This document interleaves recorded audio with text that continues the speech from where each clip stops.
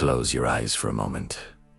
Imagine the sting of salty sea spray, the creak of timber, and the sight of a dragon-headed prow cutting through the misty dawn. This was the world of the Vikings, a world of fierce warriors, master sailors, and mythic gods. Today, we're journeying back in time to uncover the true story of the Norsemen, a tale far more complex and fascinating than the horned-helmeted barbarians of legend. First off, let's bust a myth. Vikings never wore horned helmets. That was a 19th century invention for opera costumes. Real Viking helmets were simple, conical, or rounded pieces of iron, sometimes with a spectacle guard over the eyes and nose. Function over fashion was the key to survival. So who were these people? The Viking Age, from roughly the late 8th to the late 11th century, was a period of massive expansion for the people of Scandinavia modern day, Denmark, Norway, and Sweden. But they weren't just a monolithic army of raiders. They were farmers, traders, craftsmen, poets, and explorers. Let's step into a Viking longhouse. It's a long, smoky hall, built of wood and turf. A central fire pit glows, casting long shadows on the walls where shields and weapons hang. Families gathered here, sharing stories, meals of bread, fish, and stew, and weaving intricate patterns into their clothing. Life was tough, tied to the seasons and the land.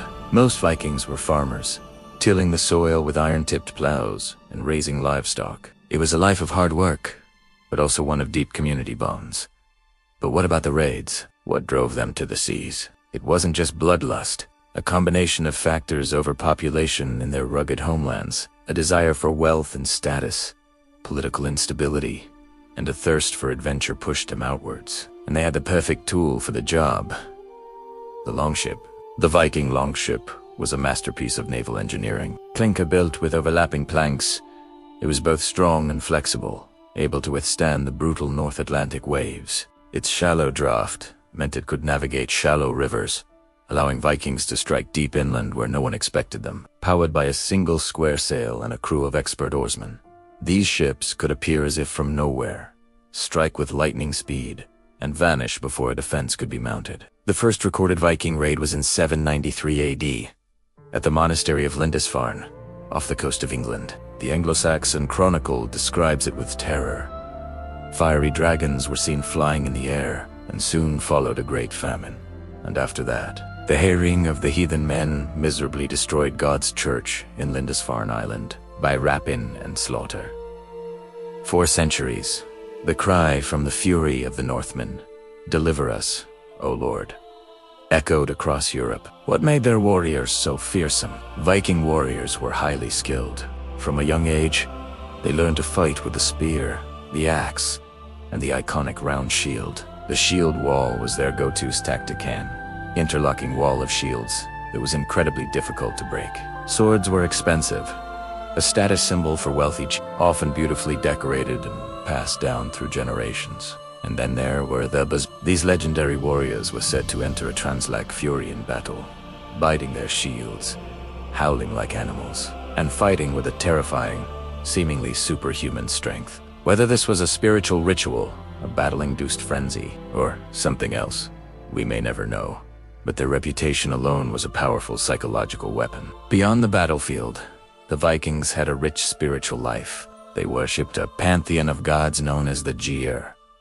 Odin, the all-father god of wisdom, poetry, and war, who sacrificed his eye for knowledge. Thor, the mighty thunder god with his hammer Mjolnir, protector of mankind. And Loki, the cunning trickster god, whose schemes often brought chaos to the gods and men alike. Their view of the afterlife was shaped by how they lived and died. A glorious death in battle could earn a warrior a place in Valhalla, Odin's great hall, where they would feast and fight until they were called upon to battle alongside the gods at Ragnarok, the end of the world. Others might find themselves in the fields of Folkvanga, with the goddess Freya, or in the shadowy realm of Hel. Fate, or word, was a powerful concept.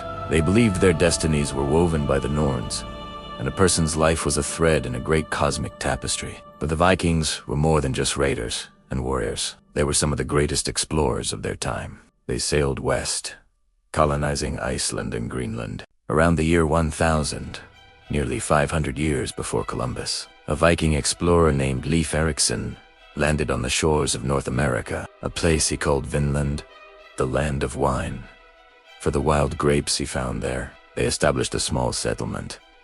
A testament to their incredible seamanship and courage, they were also master traders. Viking trade routes stretched from North America to Central Asia. They sailed down the rivers of Russia, establishing the Kievan Rus. They traveled to Constantinople, serving as the elite Varangian Guard for the Byzantine Emperor. They traded furs, amber, and walrus, ivory for silk, spices, and silver from the Arab world. In their graves, we find coins from Baghdad and Buddha statues from India, proof of their truly global network. So, what happened to the Vikings? The Viking Age didn't end with a single dramatic battle.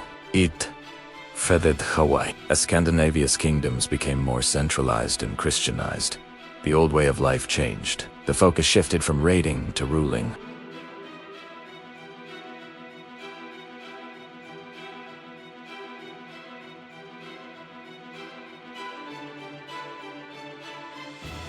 Thank you so much for joining us on this epic journey back to the Age of Vikings. If you enjoyed this voyage into the past, please hit that like button, subscribe for more historical adventures, and let us know in the comments what piece of history you'd like us to explore next. Until then, stay curious.